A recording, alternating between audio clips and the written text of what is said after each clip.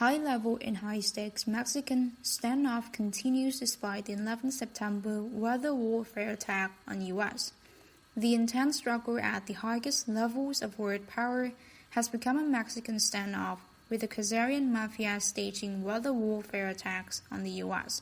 in a desperate attempt to retain control of the Federal Reserve Board.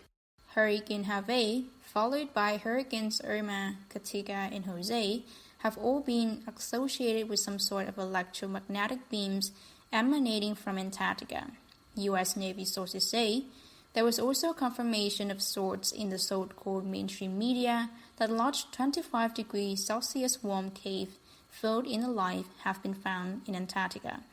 The timing of this announcement may have just been a coincidence, but it seems to be a way of letting the world know that Nazi bases built in volcanically heated caves in Antarctica before, during, and after World War II are real. This is something the Russians have long been saying. In any case, a senior source in the P2 Freemason Lodge hinted their involvement in the attack by saying, "There is no way out of America, only the big agreement." The P2 have previously claimed the ability to conjure storms, earthquakes, and etc. through extraordinary rituals linked to astrological events.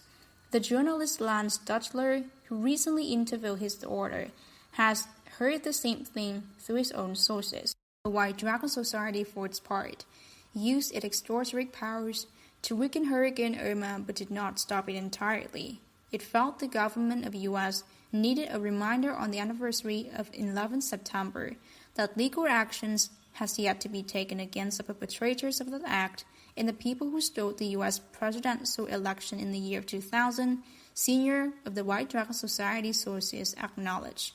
In any case, Pentagon sources for the part say hurricanes, wars, and mayhem appear to be the failed Kabul attempt to delay the global currency reset and gold-backed financial system as Irma downsized it, and Katrina, Jose lose their power.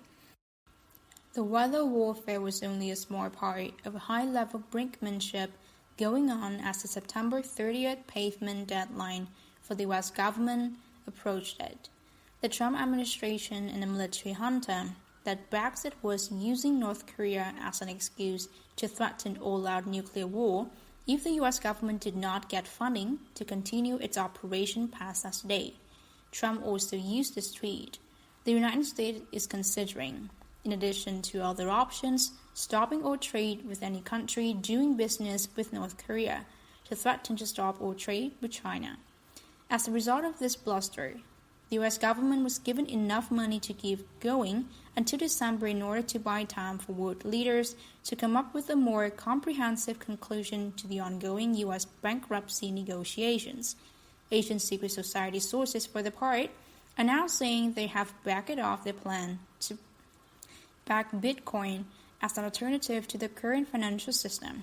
Although they did not give their reasons for this, they also admit the North Korean situation has kept them very busy. For now at least, the Chinese have not gone ahead with their gold and yuan-based oil futures trading, which would constitute a frontal assault on the U.S. petrodollar.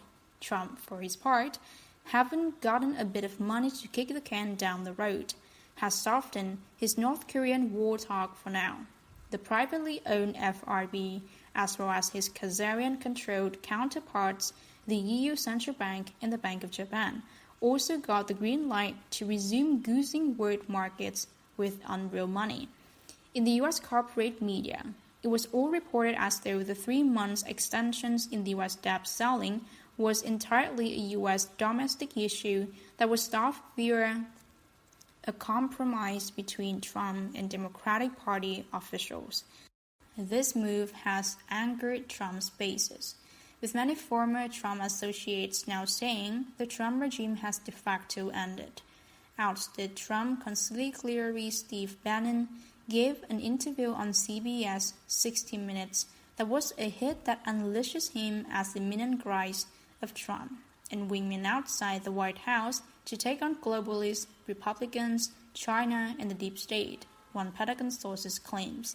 CIA sources in Texas, for their part, says Trump compromised to anchor Republican Party brass that Republican Senate Majority Leader Michelle McConnell and someone else put a contract out on Trump. What we have witnessed is little more than a temporary ceasefire in a battle that is sure to heat up again over the coming weeks and months. What is at stake is control over the Federal Reserve Board and thus the right to print and distribute US dollars. On that front, the Khazarian mob is still losing big time. Israeli Jewish citizen Rothschild agent Stanley Fisher was booted out as FRB vice chair, while gold magnate Gary Cohn was blocked from running the Fed, Pentagon sources note.